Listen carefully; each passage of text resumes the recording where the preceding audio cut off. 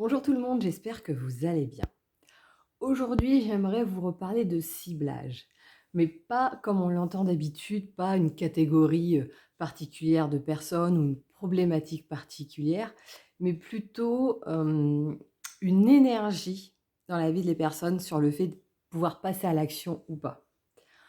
En l'occurrence, en tant que voilà, professionnel dans le bien-être, on peut identifier chez certaines personnes qui viennent nous voir ou qui nous posent certaines questions ou par leurs réponses, à d'autres, effectivement, certaines problématiques, certains blocages, certaines empreintes et même si nous sommes, capables, nous, de les aider parce que ça fait partie justement de nos compétences, faire, une offre en disant: «Mais de toute façon, je sais que c'est fait pour toi, je sais que ça va te parler, je sais que ça va t'apporter».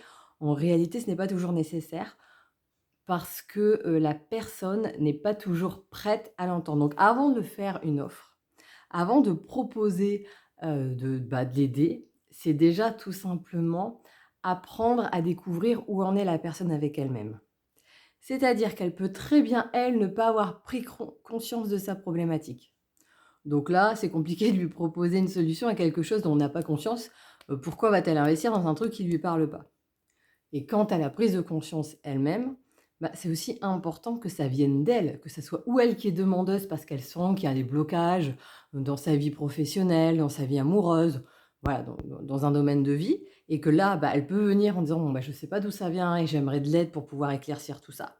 OK, là, elle est dans cette démarche d'exploration.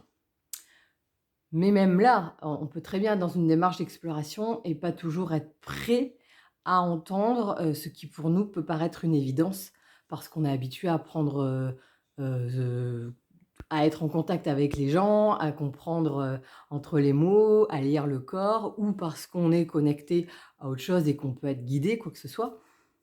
Pour autant, il y a des choses, beh, les personnes en face, elles ne sont pas forcément prêtes à l'entendre. Donc il faut apprendre à juger qu'est-ce que je peux dire ou quelles questions plutôt je vais pouvoir poser pour que la personne, elle, puisse avoir des prises de conscience. Si ça vient de la personne, c'est qu'elle est prête, là, justement, à le traiter. D'où le fait de faire l'inverse, de ne pas dire les choses, mais d'amener un questionnement pour que la personne puisse ressortir et accueillir où elle en est. C'est-à-dire que s'il n'y a rien qui ressort, va pas essayer de forcer le truc parce que la personne actuellement n'est pas prête. Après, dans un deuxième cas, la personne peut être en conscience de ce qu'elle a, mais pas prêt à travailler dessus. Pour X raisons. C'est pas le moment, j'ai pas le temps, j'ai pas l'envie, et cetera, et cetera. Donc là, hem, c'est marrant parce que tu peux avoir des personnes qui prennent, contact avec toi pour avoir des renseignements, pour ci, pour ça. Mais pour autant, quand tu vas plus loin, quand tu proposes ton aide, bah, tu vois: «Oui, bon, bah, on verra» ou «Oui, bon, là, je fais le tour» ou ci ou ça. En fait, elle est pas prête, à rentrer dans l'action. Donc là, il y a plusieurs raisons à ça. Ça peut être justement par peur de ce qu'elle va trouver derrière, par peur d'être déçue si, elle croit qu'elle peut ne pas être à la hauteur et ne pas répondre à ses attentes, par peur de ce qu'elle va découvrir et ou, tout simplement, ne se sent pas prête. Elle a besoin, parfois, certaines personnes ont besoin d'aller au bout du bout, au plus profond, avant là, de pouvoir dire: «Bon, bah, là, ça y est, je fais ce qu'il faut pour m'en sortir». D'autres personnes, vont penser qu'en réalité, souffrir, c'est normal.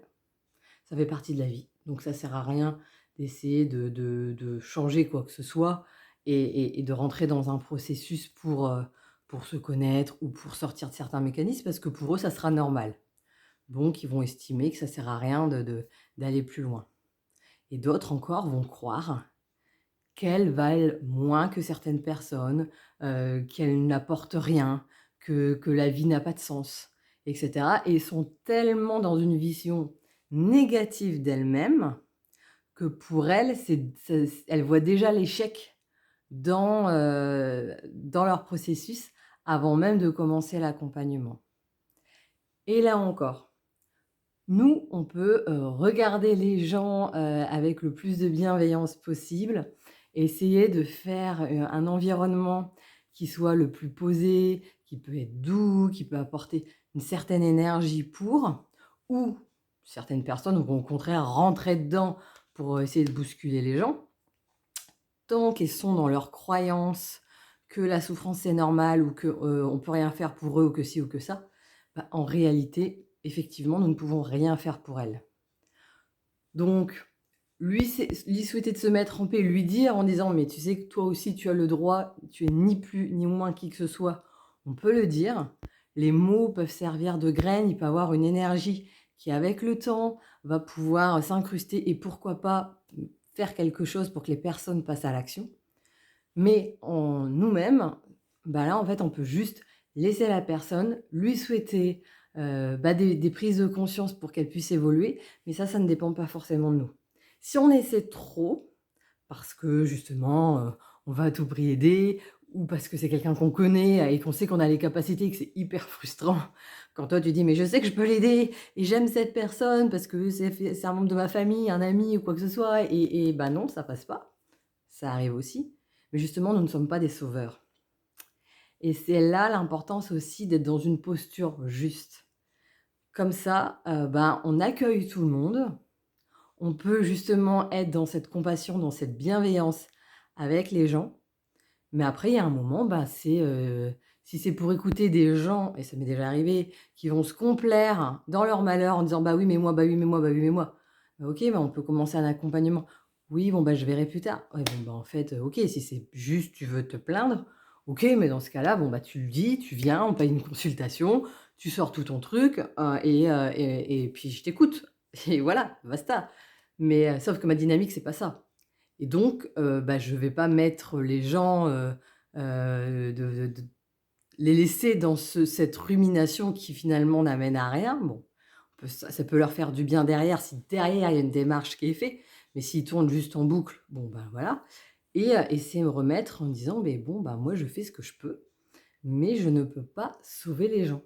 Donc si eux ne sont pas dans une, démarche à ce moment-là de mettre des choses en place avec, un accompagnement individuel, un accompagnement de groupe ou un accompagnement, en ligne, indirect, hein, via, des formations, ce genre de choses, et ben, je peux rien y faire. Donc je peux juste, moi, être dans cet élan en disant: «Peut-être qu'un jour, avec moi ou avec quelqu'un d'autre», parce que voilà, mais après ça dépend que de la personne si elle est prête ou non. Donc c'est bien d'identifier, bah, qui vous pouvez aider, comment vous pouvez les aider ou quoi que ce soit, mais voyez aussi où en est la personne.